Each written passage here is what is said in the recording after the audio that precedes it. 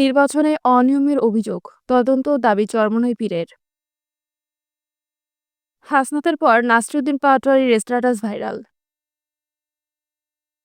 জানাবো ট্রাম্পের নতুন শুল্ক ঘোষণার পর বাংলাদেশের সঙ্গে চুক্তির ভবিষ্যৎ কি,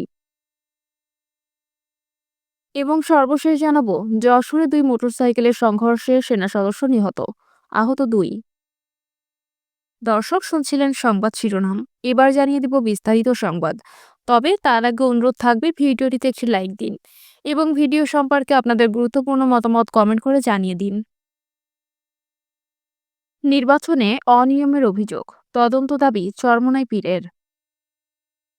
ত্রয়োদশ জাতীয় সংসদ নির্বাচন ঘিরে বুথ থেকে এজেন্ট বের করে দেওয়া, ভয়ভীতি প্রদর্শন এবং ভোট গণনায় ছলচাতুরি সহ নানা অনিয়মের অভিযোগ করেছেন ইসলামী আন্দোলন বাংলাদেশের আমির মুফতি সৈয়দ মোহাম্মদ রেজাউল করিম।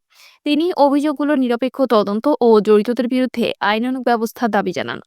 আজ দুপুরে রাজধানীর রামপুরায় জামিয়া কারিমিয়া অডিটোরিয়ামে আয়োজিত ইসলামী আন্দোলন বাংলাদেশের ত্রয়োদশ জাতীয় সংসদ নির্বাচন পরবর্তী পর্যালোচনা সভায় সভাপতির বক্তব্যে তিনি এসব কথা বলেন। দলের কেন্দ্রীয় প্রচার ও দাওহা সম্পাদক শেখ ফজলুল করিম মারুফ প্রেরিত এক বিবৃতিতে বিষয়টি জানানো হয়।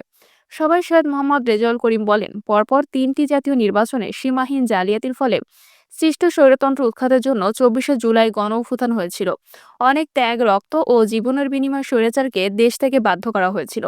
আমরা স্বৈরাচারের সাথে চিরতরে স্বৈরতন্ত্রের বিলোপ চেয়েছিলাম, কিন্তু আক্ষেপের বিষয় হলো ১২ই ফেব্রুয়ারি যে নির্বাচন হলো সেই নির্বাচন ঘুরে ইলেকশন মেকানিজমের অসংখ্য অভিযোগ উঠেছে। রেজাউল করিম আরও বলেন, আমরাও আমাদের বিভিন্ন প্রার্থীদের থেকে অভিযোগ পেয়েছি যে অনেক বুথে এজেন্ট বের করে দেওয়া, ভয়ভীতি দেখানো, ভোট গণনায় ছলচাতুরি সহ নানা ধরনের অনিয়ম রয়েছে। নির্বাচনের অনিয়ম রোধে এত রক্ত ও জীবনের পরও ত্রয়োদশ জাতীয় সংসদ নির্বাচনেও আগের পুনরাবৃত্তি জাতিকে হতাশ করেছে। নির্বাচন কমিশনের প্রতি রেজাউল করিম আহ্বান জানিয়ে বলেন, নির্বাচনের অনিয়ম সংক্রান্ত সকল অভিযোগ নির্মোহভাবে তদন্ত করতে হবে এবং অভিযোগ প্রমাণিত হলে আইনানুগ ব্যবস্থা নিতে হবে। ত্রয়োদশ জাতীয় সংসদ নির্বাচনে হাতপাখা প্রতীক নিয়ে প্রতিদ্বন্দ্বিতা করা প্রার্থীরা দলের জেলা সভাপতি ও সেক্রেটারি সভায় উপস্থিত ছিলেন।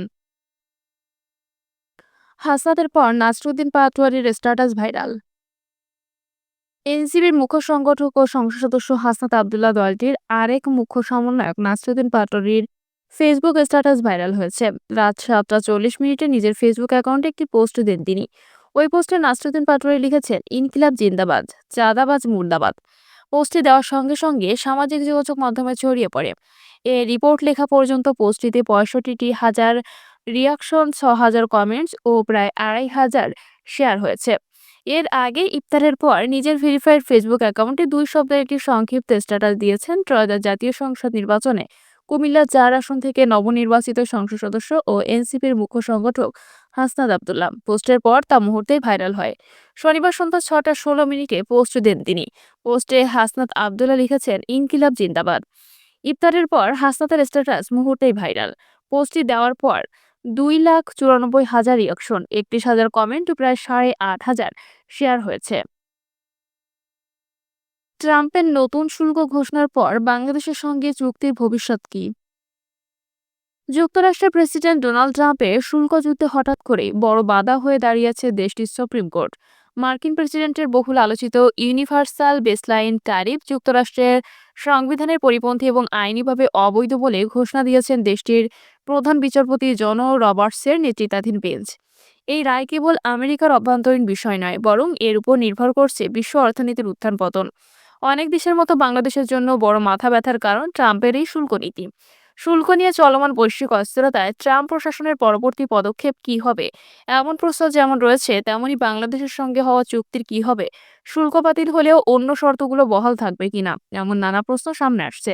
ডোনাল্ড ট্রাম্প নতুন করে ক্ষমতায় বসার পর থেকে মার্কিন পাল্টা শুল্ক নিয়ে টালমাটাল গোটা বিশ্ব। বাংলাদেশে তৈরি পোশাক খাতের কয়েক হাজার কোটি টাকার ভাগ্যের চাবিকাঠিও এখানে। নানা আলোচনা আর দর কষাকষির পর কয়েকদিন আগে শুল্ক ইস্যুতে যুক্তরাষ্ট্রের সঙ্গে চুক্তি সই করেছে বাংলাদেশ। অবশ্য এ নিয়ে দেশের অর্থনীতিবিদ এবং ব্যবসায়ী সহ খাত সংশ্লিষ্টদের নানা সমালোচনা রয়েছে। যদিও চুক্তি স্বাক্ষর ঘিরে বছর জুড়ে যে অস্থিরতা চলছিল সেটি দূর করে সম্প্রতি নতুন কৌশল নিয়ে চিন্তাভাবনা শুরু করেছিল ব্যবসায়ীরা। কিন্তু মার্কিন সুপ্রিম কোর্টের এই রায়ের মাধ্যমে আবারও এক নতুন মোড় নিয়েছে পুরো বিষয়টি। বাংলাদেশ কি এই রায়ের লাভবান হবে, নাকি ট্রাম্পের প্ল্যান বি আমাদের আরো বড় সংকটে ফেলবে? এমন প্রশ্ন নতুন করে সামনে আনছেন অনেকে। আদালতের রায়ের কয়েক ঘন্টার মধ্যে অন্য আইনে নতুন করে 10% শুল্ক ঘোষণা করেছে ট্রাম্প। এখনো পর্যন্ত যে তথ্য পাওয়া যাচ্ছে তাতে বাংলাদেশে 19% শুল্ক কমে 10% হচ্ছে। এটাকে আপাতদৃষ্টিতে ভালো মনে হলেও ভবিষ্যতের জন্য প্রস্তুত থাকার পরামর্শ অর্থনীতিবিদদের। তারা বলছেন, দেশটির যে আইনে ট্রাম্প নতুন শুল্কের সিদ্ধান্ত নিয়েছেন সেখানে আপাতত শুল্ক কমার বিষয়টি ছাড়া বাংলাদেশের জন্য দীর্ঘমেয়াদে তেমন স্বস্তির বার্তা নেই।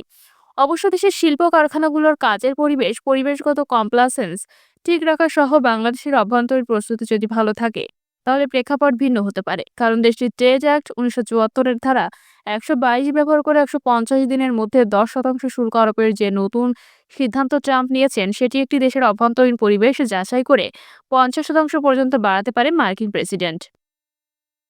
2024 সালে নির্বাচনে জয়লাভের পর ডোনাল্ড ট্রাম্প তার আমেরিকা ফার্স্ট নীতিকে নতুন উচ্চতায় নিয়ে যান। 2025 সালের শুরুতেই তিনি ঘোষণা দেন, পৃথিবীর যে কোনো দেশ থেকে আমেরিকায় পণ্য ঢুকলে তার উপর 10 থেকে 20% পর্যন্ত অতিরিক্ত শুল্ক দিতে হবে। বাংলাদেশের জন্য এটি ছিল বিনা মেঘে বজ্রপাত। ভিয়েতনাম বা ভারতের তুলনায় বাংলাদেশের শ্রম মূল্য কম হলেও মার্কিন শুল্কের কারণে বাংলাদেশি পোশাকের দাম আমেরিকায় আকাশচুম্বী হয়ে যায়। ফলে ওয়ালমার্ট, গ্যাপ বা H&M এর মতো বড় বড় ক্রেতারা বাংলাদেশ থেকে মুখ ফিরিয়ে নেওয়ার হুমকি দেয়। 2025 সালে 2 এপ্রিল ডোনাল্ড ট্রাম্পের একটি নির্বাহী আদেশের মাধ্যমে বাংলাদেশ সহ বিশ্বের বিভিন্ন দেশের উপর বিভিন্ন হারে রেসিপ্রোকাল ট্যারিফ বা পাল্টা শুল্ক আরোপ করে যুক্তরাষ্ট্র, যেটা বিশ্ব অর্থনীতিকে এক ধরনের অস্থিরতার সৃষ্টি করেছিল।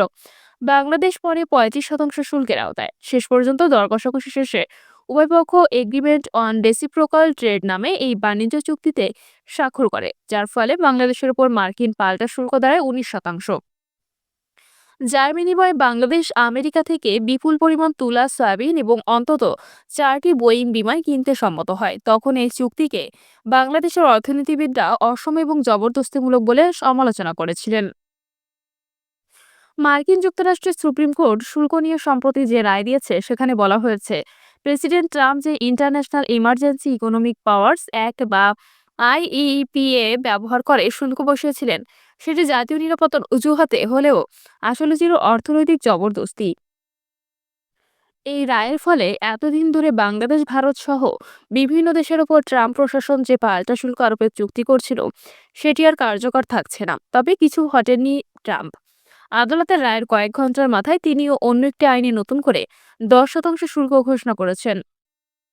হোয়াইট হাউসে একজন কর্মকর্তা বলেছেন, যুক্তরাষ্ট্র, ভারত এবং ইউরোপীয় ইউনিয়ন সহ আমেরিকার সাথে বাণিজ্য চুক্তি সম্পন্ন দেশগুলোকে এখন থেকে তাদের পূর্বে আলোচনা করা শুল্ক হারের পরিবর্তে ধারা 122-এর অধীনে বিশ্বব্যাপী 10% শুল্কের সম্মুখীন হতে হবে।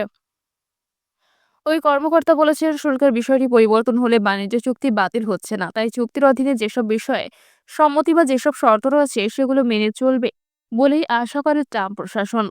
বিশ্ব বাণিজ্যে অন্য দেশের উপর শুল্ক আরোপের বিষয়ে যুক্তরাষ্ট্রের প্রেসিডেন্ট নয়, বরং কংগ্রেসের হাতেই সর্বোচ্চ ক্ষমতা। ট্রাম্প যে আইনের ওপর ভিত্তিতে শুল্ক আরোপ করেছিলেন সেটি মূলত 1977 সালে জরুরি অর্থনৈতিক ক্ষমতা আইনে, যেখানে ট্রাম্পকে এত ব্যাপক ক্ষমতা দেওয়া হয়নি। শুল্ক ইস্যুতে দেশটির সুপ্রিম কোর্টের রায়ের পর এই রায় কার্যকরের প্রক্রিয়া নিয়ে নানা আলোচনা চলছে। এছাড়া যেসব বড় কোম্পানি ইতোমধ্যে বাড়তি হারে শুল্ক পরিশোধ করেছে তাদের অর্থ ফেরত দেওয়া হবে কিনা, এমন নানা জটিলতাও রয়েছে। সুপ্রিম কোর্টের এমন রায় নিয়ে ক্ষুব্ধ হয়েছেন প্রেসিডেন্ট ডোনাল্ড ট্রাম্প। তার প্রকাশের কয়েক ঘন্টা পর হোয়াইট হাউসে এক সংবাদ সম্মেলনে তিনি বলেন, আমি আদালতের কিছু সদস্যকে নিয়ে লজ্জিত। আমাদের দেশের স্বার্থে সঠিক কাজটি করার সাহস দেখাতে না পারায় আমি তাদের নিয়ে পুরোপুরি লজ্জিত।